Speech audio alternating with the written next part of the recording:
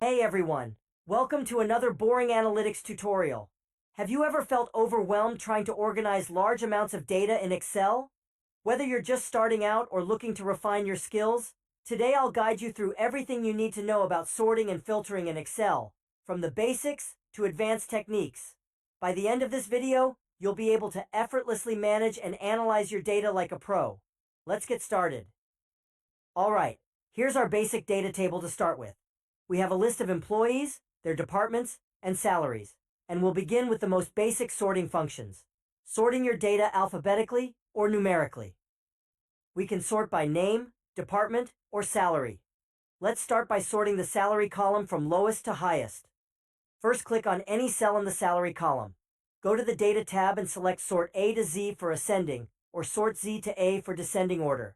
Watch how the entire row adjusts to reflect the sorted salary. Sorting by salary in ascending order will move David Green to the top. As you can see, sorting makes it easy to quickly organize data by any category. But what if we want to sort by more than one column? For instance, what if we want to sort by department first, and then by salary within each department? Let's move on to multi-level sorting.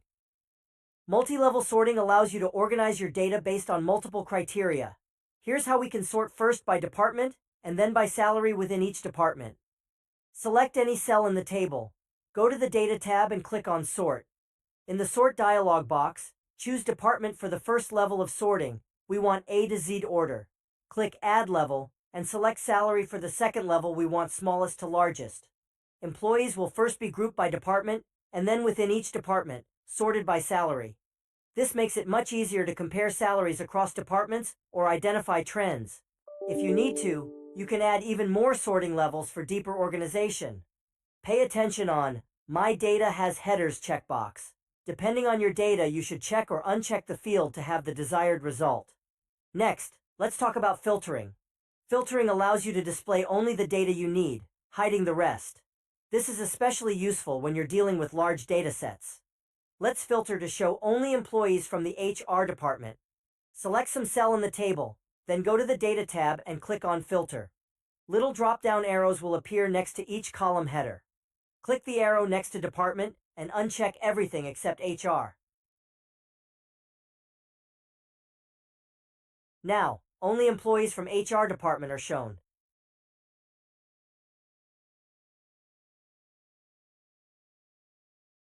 Be careful if there is an empty column somewhere in your table. Simply selecting the filter icon from Data tab will not work.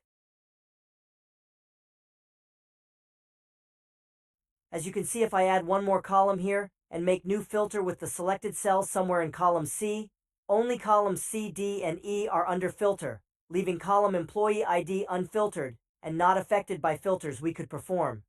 If I still want to filter all columns from A to E, I need to select headers of all needed columns to make a desired filter. Keyboard shortcut for making filters is Ctrl-Shift-L.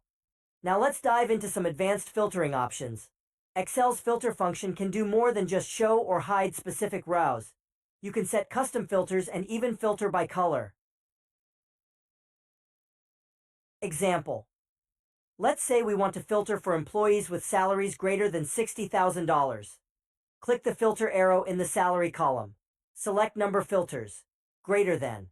Enter 60,000 and click OK. Now we only see employees who earn more than $60,000. Next example. Let's assume we've color-coded certain employees based on their performance or status. We can filter by cell color. Click the filter arrow in the column where colors are applied. Select Filter by Color and choose the color you want to filter by. Only rows with that color will be shown. You can get very specific with custom filters using options like greater than, less than, equals, or even filter by text in a cell. Forgetting to clear multiple filters can lead to confusion if you don't see all the data. We're not done yet. Excel also lets you sort by things like cell color and even custom lists. Let's take a look at how that works. Select any cell in your dataset. Go to the Sort dialog box. Under Sort By, select the column where colors are applied. Employee ID in column A in our case here. Under Sort On, select Cell Color. As you can see, rows will be organized based on their color. You can also sort by custom criteria, like days of the week or months, or any criteria you may want to create. Select any cell in the dataset. Go to the Sort dialog box. Choose Custom List under Order. You can pick from Excel's built-in custom lists or create your own. For our example, let's say we want specific ID numbers in our custom order. In New List, we can add ID numbers in order we want.